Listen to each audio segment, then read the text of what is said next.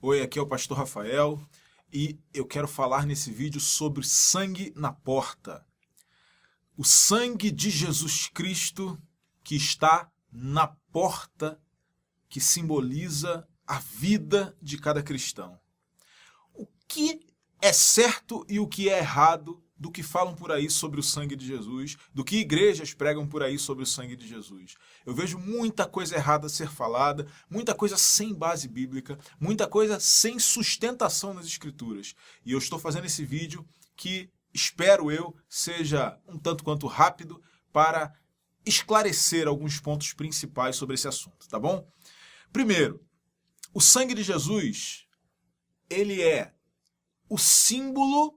Na verdade, ele foi simbolizado prefiguradamente no Êxodo, no livro de Êxodo, quando você encontra Moisés instruindo o povo de Israel a sacrificar um cordeiro e a passar o sangue nos umbrais das portas. Por isso o título desse vídeo é Sangue na Porta.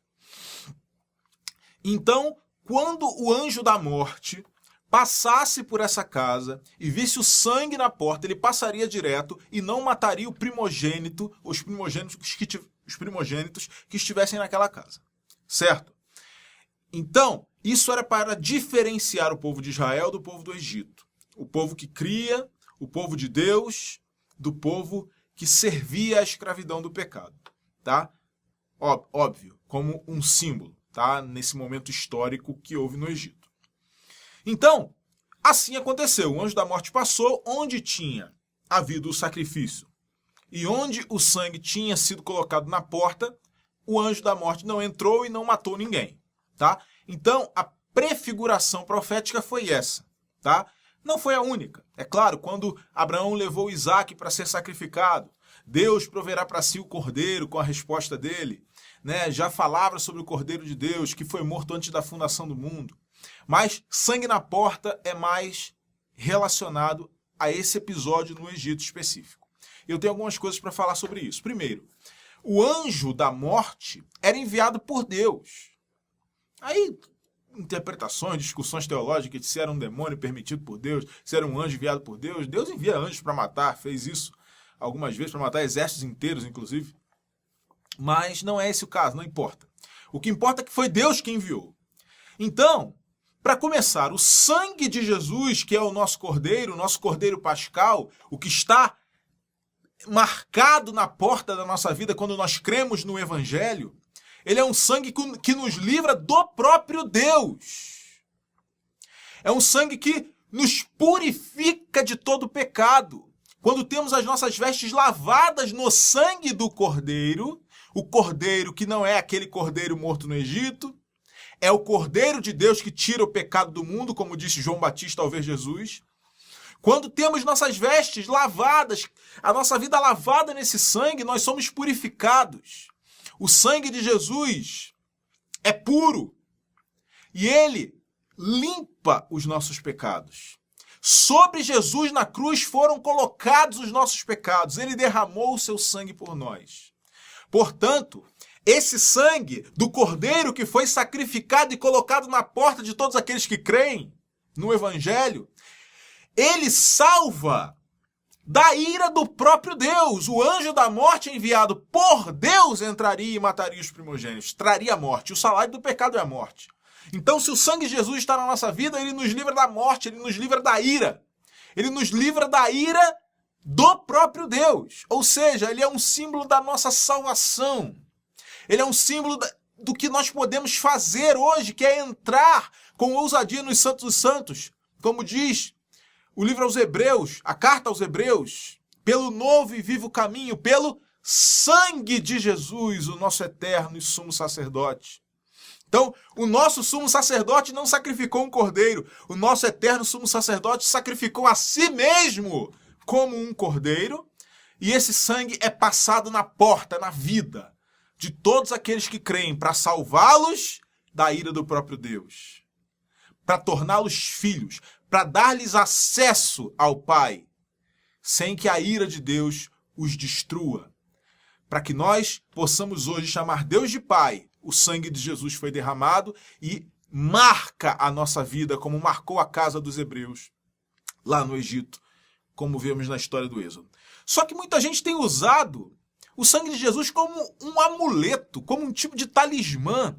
Uma vez eu vi uma igreja neopentecostal distribuir, eu vi no pescoço de uma pessoa e eu demorei de acreditar naquilo. Era uma cruz transparente, um recipiente, e dentro tinha um líquido vermelho, ou seja, aquilo ali era o sangue de Jesus. A pessoa levava aquele talismã, certamente deve ter custado alguma coisa, né?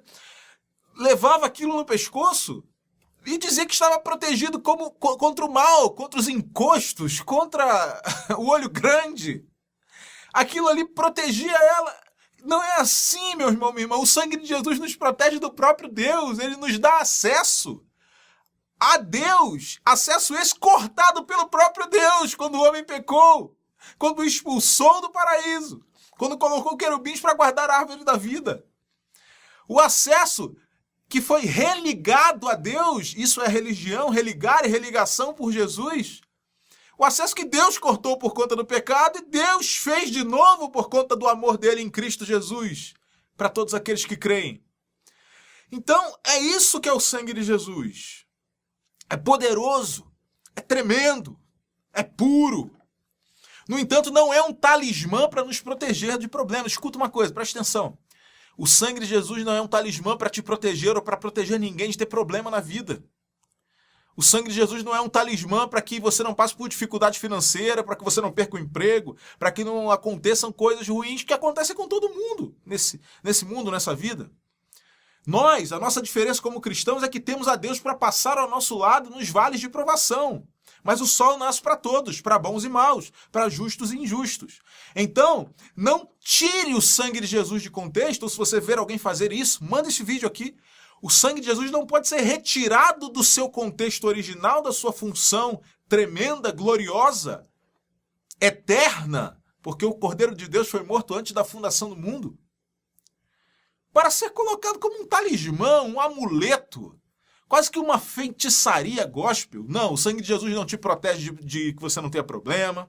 O sangue de Jesus não impede que você perca o emprego. O sangue de Jesus, nem pendurado no seu pescoço, nem na sua mente, como um entendimento errado, te protege dos males da vida, do dia mau, do vale, dos problemas. Não, não faz isso. O sangue de Jesus te dá acesso novamente, que foi cortado por causa do seu pecado, mas Deus te amou e me amou e nos religou com ele. E o sangue de Jesus nos purifica do pecado para que as nossas vestes estejam brancas e que possamos, com ousadia, entrar no Santo dos Santos e sermos aceitos diante de Deus. O sangue de Jesus nos livra da ira dele mesmo. Lembre-se, o anjo da morte foi enviado por Deus ao Egito. O próprio Deus livra-nos dele mesmo mediante o sangue do seu Filho, o Cordeiro de Deus, que tira o pecado do mundo. Então, não diminuamos a importância do sangue de Jesus a coisas pequenas, como impedir que problemas aconteçam na vida. Ele é muito mais glorioso do que isso. É sobre eternidade, sobre graça, sobre salvação e sobre prazer em Deus para o resto da eternidade. Amém? Então, que aprendamos isso e não erremos mais quanto a isso. Se você conhece alguém que tem um entendimento equivocado quanto a isso, envie esse vídeo. Se você gostou, deixe o seu like aqui, seu gostei, né? Para que o YouTube entenda que você gostou e quer ver mais vídeos do canal. Se você ainda não é inscrito, inscreva-se. Acho que vai ter uma bolinha aqui para se inscrever, embaixo um botão vermelho. Se inscreva, ative as notificações no sino, que é para que você seja avisado todas as vezes que fizermos um vídeo novo. Tá bom? E vão estar aqui na descrição os links de todas as nossas redes sociais. Você nos encontra como Muros do Evangelho pelo Google, em qualquer lugar. Site, mídias sociais, vai estar tudo aqui. E nós, como um ministério que não barganha com Deus, não oferece barganhas com Deus e não vende o Evangelho, temos dificuldade de continuar porque recebemos apenas ofertas de amor e dependemos dessas ofertas de amor e das vendas dos nossos livros, dos meus livros, que graças a Deus são muito bem vendidos no Brasil. Mas dinheiro de royalties de livro não é muita coisa no nosso país. Então precisamos vender muito mais, já vendemos muito, mas precisamos vender muito mais para que consigamos manter esse ministério. Então os nossos livros vão estar aqui na descrição. Um chama-se Dentro da Igreja Longe de Deus e o outro chama-se Aniquilação à Última Hora, parte 1, que é a primeira parte da trilogia. A 2 vai sair esse ano de 2019. Tá? Foi a ficção cristã nacional mais vendida de vários meses do ano passado, e o Dentro da Igreja Longe de Deus está batendo recordes aí do fim do ano passado para esse ano também.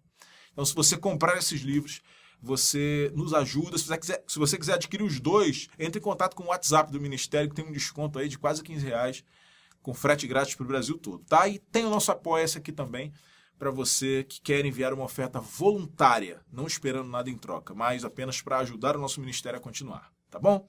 Deus te abençoe e louvado seja o nome do Senhor pelo sangue de Jesus, que nos purifica de todo pecado e que nos dá acesso ao Pai e que nos livra da ira que há de vir. Amém? Até o próximo vídeo. Tchau.